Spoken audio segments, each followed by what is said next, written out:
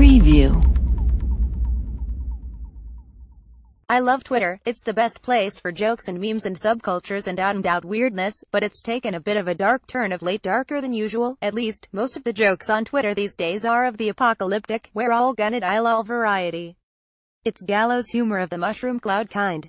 If you're apt to spiraling, the current state of Twitter is a hell of a tool for picking up a higher rate of speed. It stems from one place: Donald Trump, the President of the United States. He's steering the country toward nuclear war with North Korea, and his infamous Twitter account is infecting the rest of the site with his latest proclamations of impending doom, for whom remains unclear. But the doom feels imminent. Daily emails and alerts get the best of Newsweek delivered to your inbox. Latest 138-character missive from Trump Friday morning. Read: military solutions are now fully in place, locked and loaded, should North Korea act unwisely.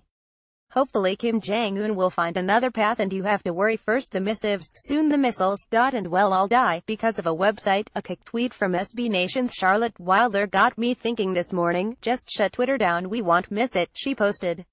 She's got a point. Wouldn't we all be better off without it? Real Donald Trump in our lives. I don't see Twitter being shut down entirely. As long as there are hopelessly out-of-reach profits to chase, those profits will likely be sought. But can't we just ban Trump? It's a question the New York Times Farhad Manjoo asked in December, just 8 months and an eternity ago, when Trump was president-elect. Simply put, Twitter can, without question, erase Trump from their platform, but Manjoo, at the time at least, argued it shouldn't. The argument was effectively allowing open dialogue was more important than preventing Trump from sparking hate speech, and while it was not ideal language coming from a future president, it would not be worthy of a ban from a normal citizen.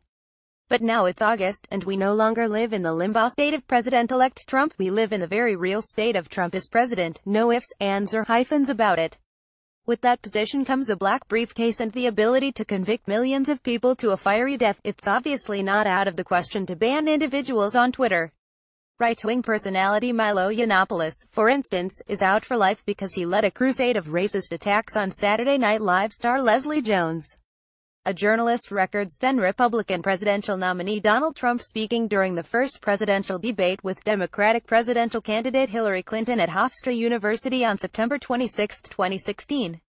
Carlos Barria, Reuters. Banning Trump from Twitter might prove unpopular with some folks, especially the people with cartoon frog avatars who also frequent the gutters of 4chan, and, to be fair, we do learn a great deal about what the president is actually thinking through his tweets.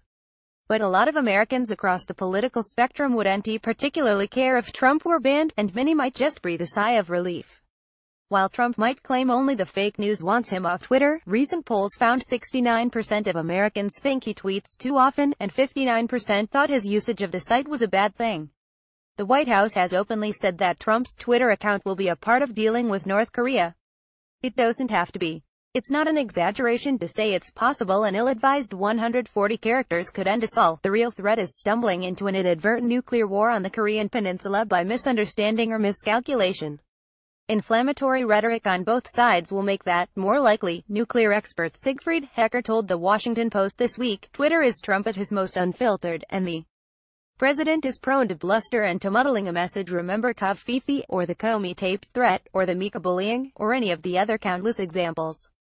Consider that he spends his fair share of mornings tweeting in a fit of rage, leaving a mess for his communication staff to sweep up throughout the day, tasked with jabbering a loss into a win. But nobody wins a nuclear war, and there is no sweeping up a mushroom cloud. If the president decides he is going to nuke someone, or if North Korea's Kim Jong-un decides he's going to nuke someone, there isn't much we can do besides curl into a ball in a basement and wait for the white flash. The least the powers that be at Twitter could do is make Trump tell his staff to call a press conference so he can threaten nuclear annihilation instead of putting that unchecked power at his fingertips. Let's just assume he doesn't know how to use his Facebook or Instagram accounts, which, judging from the content on the pages, I feel is a fair assessment. I'm not an expert on free speech or nuclear war, so I don't know if Twitter should ban Donald Trump. It would certainly prove controversial. But I'm not talking about silencing political viewpoints, I'm talking about taking a small act to try to prevent mass death. I don't know about you, but when a couple of guys with nukes, overflowing egos and no filters start threatening to bomb the bejesus out of one another, I tend to believe them out of an abundance of caution. Banning Trump might be a bad precedent to set. But with an accidental nuclear war on the table, it begs the question, who gives a shit about precedent?